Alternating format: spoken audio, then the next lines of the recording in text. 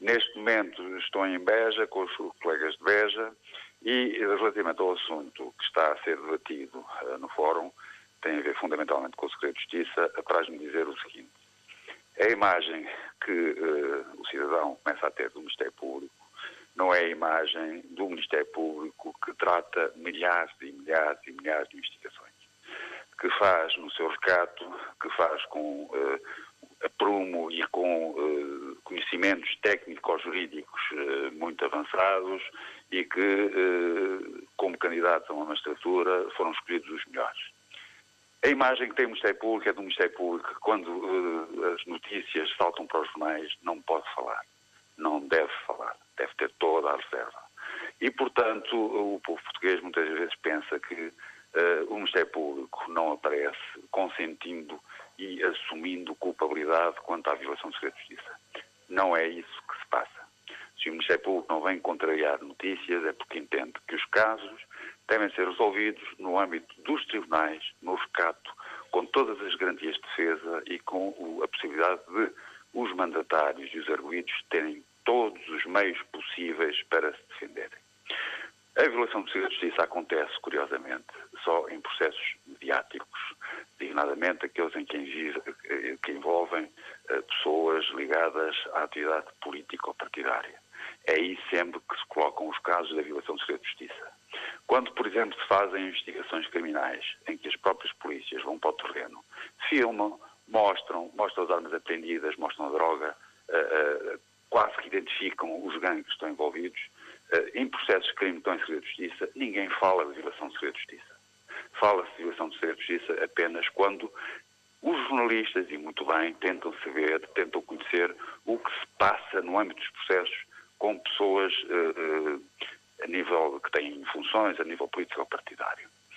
Ora bem, os dados que aparecem em termos públicos são atribuídos como fugas de informação de quem tem o domínio processual. E o domínio processual, em casos bem conhecidos, escuso de estar a citar, é do Ministério Público durante uma fase de investigação. Reparem que há casos que só aparecem nos jornais quando os arguidos intervêm. Há casos em que o processo está em investigação durante um ano, com todo o segredo de justiça, em que não há qualquer violação, e a partir do momento em que os arguidos intervêm, então aí aparecem as fugas de informação. Sem qualquer processo de intenção, eu pergunto: estas fugas de informação vêm de onde? Quem é que está interessado em descredibilizar a investigação? É uma pergunta que deixa todos os portugueses.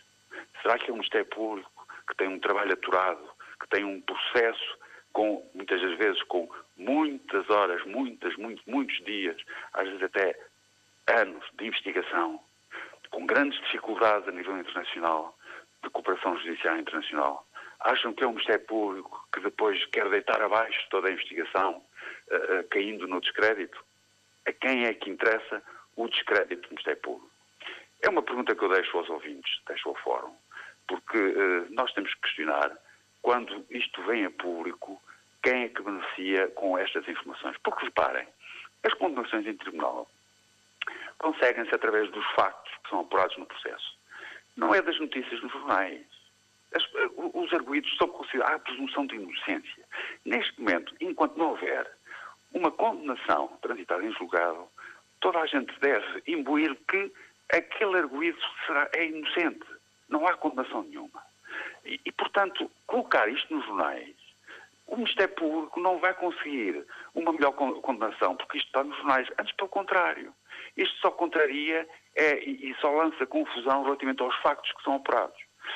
Eu queria deixar, nesse fórum, a ideia de que, efetivamente, a fuga do segredo de justiça não interessa ao Ministério Público. Interessa sim, a quem quer descredibilizar a informação, por um lado, e, eventualmente, a quem pode vender a informação. Isso é um debate que tem que ser aberto, porque a informação não é só poder, também pode dar benefícios financeiros a quem a vende, e este aspecto também tem que ser dilucidado. E queria finalizar com uma outra questão que, aliás, é um dos objetivos primordiais. Tem que lhe pedir uma grande capacidade de síntese, só já temos 30 segundos de programa, Júlio Pina. Vou terminar. Os dados processuais informáticos que existem a nível da Justiça não estão dependentes dos magistrados, das magistraturas dos conselhos. Estão dependentes das direções gerais, que estão ligadas à estrutura governativa. E com isso termino e muito obrigado a todos. Felicidades e bom debate. Eu é que agradeço a sua participação, Sr. Procurador-Geral Adjunto Júlio Pina Martins. É com a opinião deste candidato, o Presidente dos Sindicatos Magistrados do Ministério Público, que chegamos ao fim da primeira parte do Fórum TSE.